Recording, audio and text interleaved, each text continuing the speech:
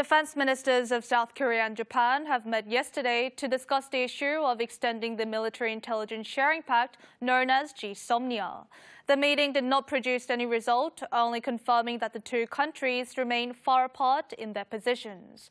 Meanwhile, Cheongwade officials are meeting with the victims of Japan's forced labor program during World War II to explain that the South Korean government will not sign an agreement with Japan without their consent. President Moon Jae-in emphasized repeatedly that the military intel sharing pact known as GSOMNIA will not be extended without a change of attitude from Japan. Meanwhile, it's been confirmed the nation's top office and the government have been meeting with the victims of Japan's wartime forced labor.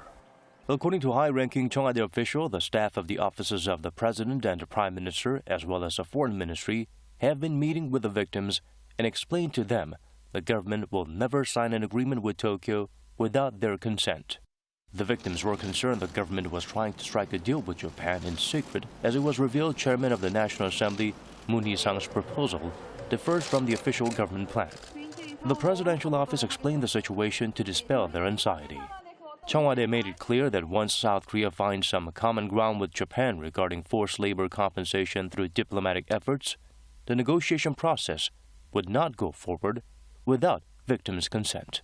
The two governments have not been able to narrow their differences, but the victims' legal representatives are reportedly talking with the Japanese legal circle about compensation methods.